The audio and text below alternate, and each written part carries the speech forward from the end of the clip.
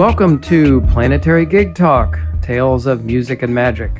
I'm your host, Jefferson Glassy, Chief Spiritual Dude of the Planetary Gig Society, whose mission is creating unity through music, or as I like to say, making connections through music with the intention of bringing peace. And today, I'm in Studio One of the worldwide headquarters of the Planetary Gig Society and have the great pleasure to be able to talk with a fabulous, wonderful person, one of the nicest people on the planet, and a fabulous harmonica player as well, Pearl Bayless. Pearl, thanks so much for coming out here. Really appreciate it. Well, thank you. It's my honor and pleasure to be here in Studio One, and thank you for the kind words. Well, thank you for bringing the soup out because of my poor leg here. I very much appreciate it. Hope you enjoy it. So we go back to, another one of our common friends who, not sure whether I met you at Blues Week or the barbershop first, it's kind of a chicken and an egg thing, but probably Blues Week at Augusta Heritage Center. Maybe, I don't know when you started going there. We started taking harmonica lessons together. That's right.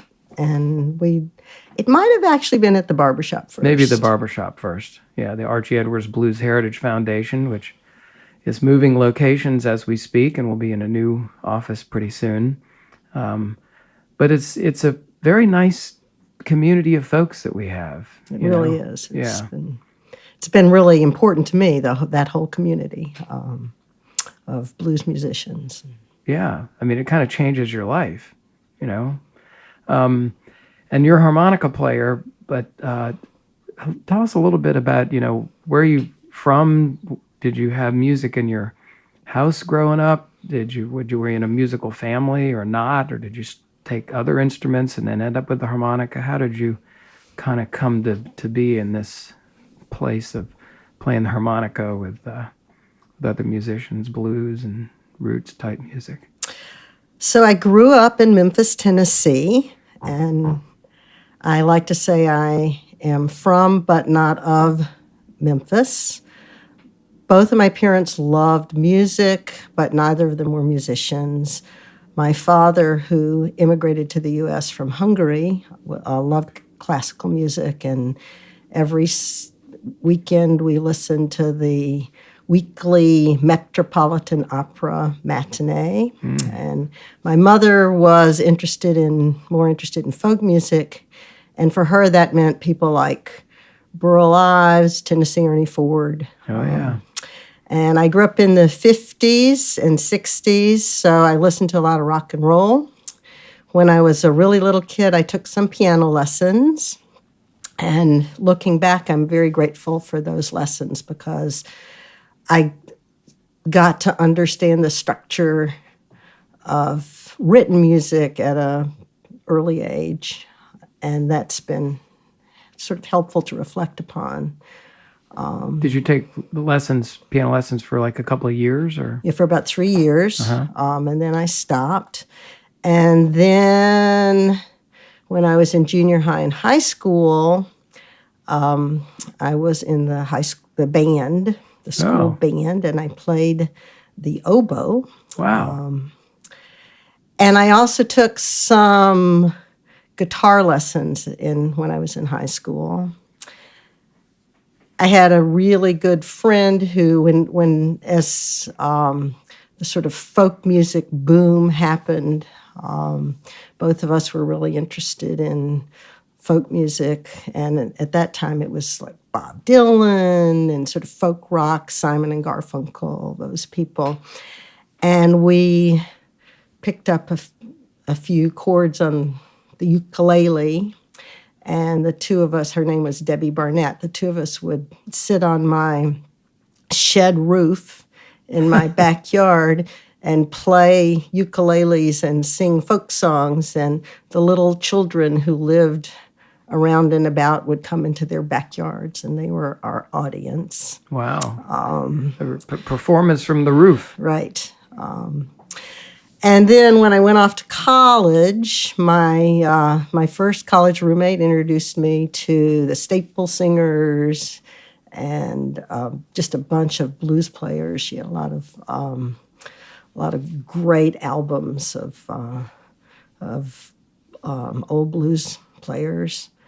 And Paul Butterfield was sort of the college hero, and you could walk through the courtyard of my college and hear Paul Butterfield booming from various dorm rooms all over the campus. Yeah, he was pretty hip. He was hip. And at college, I met the person who later became my spouse, who was a big folk music buff and absolutely loved the Carter family.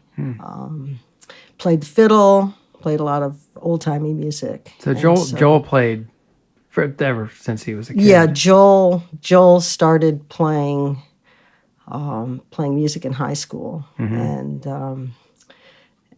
taught himself piano. He was always coming across a piano and practicing, and sort of picked it up on his own. And played guitar and fiddle in college. So learned a million Carter family songs. He knows a million songs. He does know a million songs. He knows a million songs. When we got married, a good friend of ours made an Appalachian dulcimer and gave it to us as a wedding present. And so that was my first real sort of folk instrument that I played with other people besides the ukulele. And so it's a lovely instrument and really fun to play, but it's kind of like that William Carlos Williams poem. It's a strange courage you give me, ancient star, shine alone in the sunrise to which you lend no part. When you're playing the Appalachian dulcimer with more than two other instruments, you might as well not be playing anything because people can't really hear you. But that was my first real ensemble instrument. You play single notes a lot with that, I guess? No, there's it's chords? like 3 or 4 strings, and a lot of people use a slide, like a little piece of wood for a slide, or you can just chord on it the way you would on any stringed instrument. And it sits in your lap. And do you still play it? I haven't played it for years. Yeah. Years later, someone gave me a harmonica, and I'd played all these other instruments over the years, and actually my very, very favorite instrument, my 2 favorite instruments are the guitar and the cello. And I really wish I could play the guitar or the cello, but there was something about the harmonica that really I really feel like the harmonica chose me. I did not choose the harmonica. Right.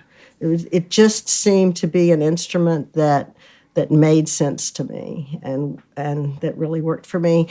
And as a result of that experience, I now feel that there is an instrument for everybody. You just have to keep trying different instruments until you find the one that really resonates with you.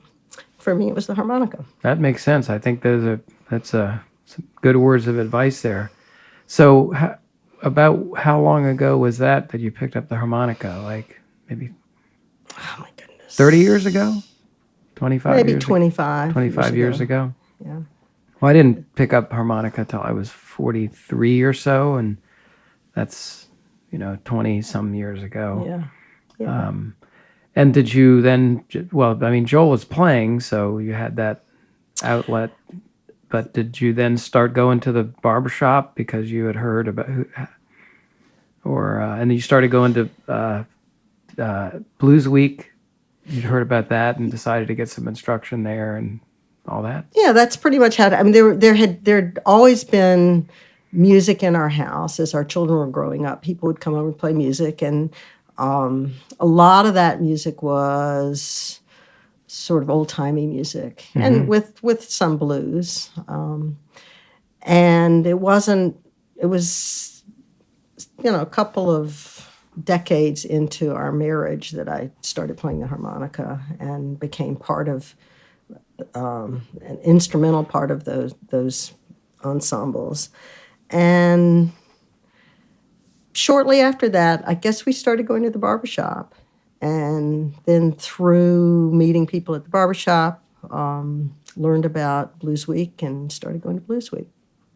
So for people who don't know about the Archie Edwards Blues Heritage Foundation, it's a foundation that was started with, I think, significant input from our host, Jefferson Glassy, to promote Piedmont blues to give people a place to play Piedmont blues in Washington, D.C.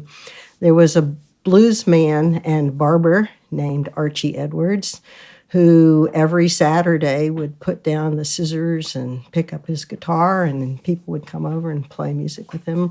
Many famous musicians like Mississippi John Hurt were barbershop denizens from time to time. And after he died, people got together and started a little foundation. And it is that when you hear people talking about the barbershop, that is what they're talking about. Yeah, it's such a great place, such a great community, good people, and jams every Saturday. Right. You know? If you're in Washington, D.C., please come and play with us. And Augusta is a music camp in Elkins, West Virginia, that features a series of genre weeks, one of which is Blues Week. Right. And it's a week-long workshop featuring wonderful instructors and many different blues instruments and concerts and dances and lots of opportunity to jam. So, yeah, it's really where I began to learn about what this harmonica thing was all about. I mean, when I started taking lessons there, and Joe Falisco was the first guy I remember, sitting in his class, I just thought, oh my God, there's a whole world out there I didn't know about. Yeah, suddenly this whole vista opens up, and you realize as a harmonica player that you are on a long road that has no end. That's true, yeah. So, and you've been now playing harmonica pretty seriously, for 20 years, 25 I'd years, say something like that. Joyously, for maybe not so seriously, Yeah. but certainly joyously. Yeah, and so what is that?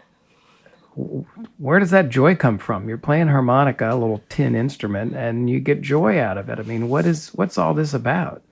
That's really a great question. And there are different levels. One thing about the harmonica is when you think about what the harmonica is, it's this little metal thing that makes a really that you can use to make a really vibrant, round sound. And if you just let air blow through a harmonica, it makes a little tinkly kind of sound. So it turns out that the harmonica is actually, when you play the harmonica, the sound that you produce is really your body. Oh, it's really yeah. the cavities of your body that are taking this sound and making and projecting it. So the harmonica is really special that way. And the other really, I think, unique thing about the harmonica is that to play the harmonica, you really just need to breathe. That's true. Unlike other wind instruments, which you just blow through, the harmonica, you're drawing and blowing, and so you're really breathing. So I think of all the instruments, the harmonica, except maybe the voice, the harmonica is the closest to the human body in a way. Yeah, yeah. Because you're breathing, and because the sound is really coming more perhaps from you than it is from the instrument. Yeah, that is really cool. So you really like that aspect of. I do. I do. It is nice. You can really lay into it sometimes and pour out your soul. Yes. Yeah. Yes. It's expressive. And so those many trips that we've been on to Blues Week, I mean, how would you describe that experience sort of as an adult music camp, learning music, staying up, late, playing, all those things? Why is it fun? Where does that desire come from? What do people get out of it? Why do they keep doing it? Well, I think in general, for sort of everybody, one of the most important things about playing music is communication. And being able to communicate with other people who are playing instruments and using the music, the instrument, the singing to communicate is really, to me, what's so important and so profound about playing music. I think it's that finding a place to weave in and out of other people's music is what causes so much joy, I think, for me. You've sort of, well, you talk a lot about harmonica doing fills and leads, but you are really participating with other people. I mean, it's a completely different thing if you're just standing there playing harmonica by yourself. Right. And that has its own pleasures. But for me, what I really like the very, very best is playing with other people. And I love playing with other harmonica players, being part of a harmonica section, because I think there's so many possibilities there. On a different sort of front, for me personally, going to Augusta was instructive because in my day job for many years was teaching elementary school. And having to learn something difficult that I didn't know very much about as an adult gave me a lot of insight into how to teach young children who are learning things that they don't know very much That's about. interesting. So being a student was really important to me in my professional life as a teacher. Wow. What any particular lessons that you learned? I mean, you weren't a music teacher at school, but not at all. But you use music in the classroom. Yes, we started every day with in my classroom with a morning meeting, and part of the morning meeting was singing some songs, reading some poetry, singing some songs. How old were you, the students? What grade? Mostly fourth grade, so they're 9 years old, turning 10. Just the perfect age for bringing music into the classroom. Yeah. They're a little bit too young to be too sophisticated and cool to enjoy music. So, but they're very musical. And I mean, what do you see in the little fourth grade girls and boys who come in?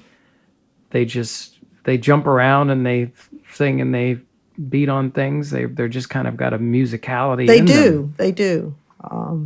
And they tend to be really open to.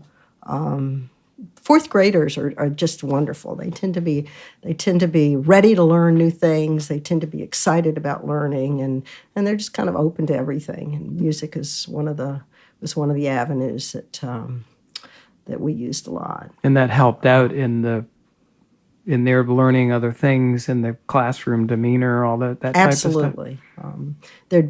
There were times when we would be stuck on a bus somewhere, stuck in a traffic jam, and we would just all start singing, and everybody would just be happy.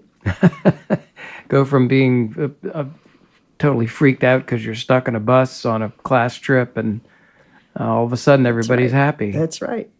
That's very cool. So you've also, now you play in a number of bands with Joel and others, Tom Cox, who I've interviewed on this band, and your son. Yes. And that must be a special pleasure as well, being able to play. I mean, you're really out there gigging quite a bit. You just recently had a duo performance with the great Eleanor Ellis, Alligator Pears. It's an honor to play with Eleanor Ellis whenever I can.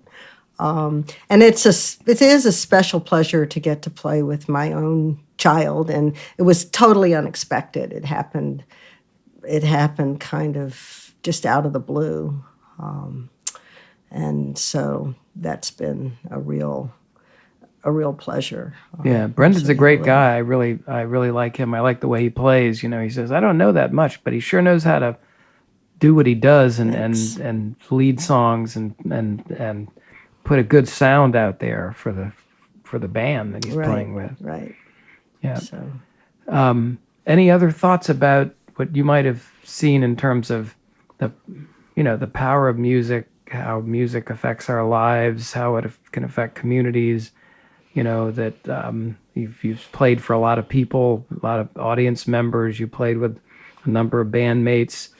Are there thoughts about what this music thing is and why people like it so much? What it does for people? I certainly think it builds community. And as in the classroom, having a bunch of songs that we all sang together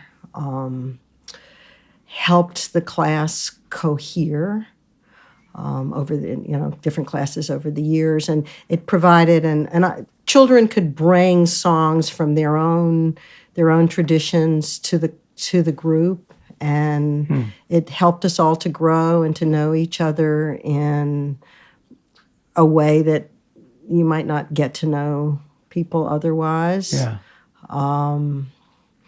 And that's true certainly at the barbershop. It's true at Augusta. One of the things that I found really interesting last summer at Augusta was old-timey musicians were there having an old-time music camp along with Blues Week. And there were some really nice interactions between the two different sets of musicians. So I think it really, if people can be open to each other's musics, there's a lot of opportunity for synergy, for musical synergy, and I think that can lead to understanding different cultures. Wow. Yeah, for sure. That makes a lot of sense. If you're open to the music that other people bring with them from their culture or whatever, because there's so many different kinds of music. Right. That's really cool. And what other, do you have thoughts at all about, what can people do to use this power of music or to, tap into music to help make the world a bit better place? We have kind of a lot of craziness going on these days, but I certainly have found at the barbershop when I'm playing music with friends, no worries. It's so great. It's so nice.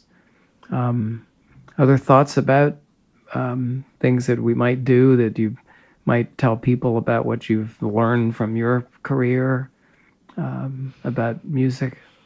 Well, as you were talking, it reminded me of the music of the United States. When you think about the music that we listen to today, it is such an amalgam of the cultures that have come together to make our country.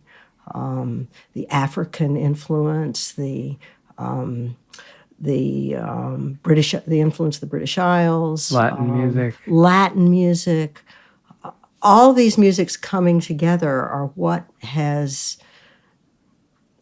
made American music what it is, and that is a symbol for what has made our country what it is. So many different cultures coming together creates a synergistic effect that makes it's where the strength and power of our country comes from. If we can be open to that, I think that's what can bring people together. Understanding that all of these different elements, which seem different from each other, come perhaps they are born from the same impulse in humans, and it's the differences blending or interweaving that create something new and something bigger than it was before it came together. Yeah, that's very cool. And thinking of it in terms of, not just individual people and their stories, but their music that is kind of a sign or typifies part of who they are. Bringing those different types of music together, I think you're exactly right. It does make a stronger society, stronger community. And beyond our country, sort of worldwide, beyond the boundaries of the U.S. Yeah. So, well, I really appreciate your coming out here and taking a little time to talk about these things. It's really great. Thank you also for the soup, which is great. It's always fun to be able to play with you. We don't do it quite enough, but love playing with you and Joel and seeing you around. And so thanks very much, Pearl. Really appreciate your It was a great pleasure to be here. All right. Thanks for asking. Sure thing. Pearl Bayless, everybody.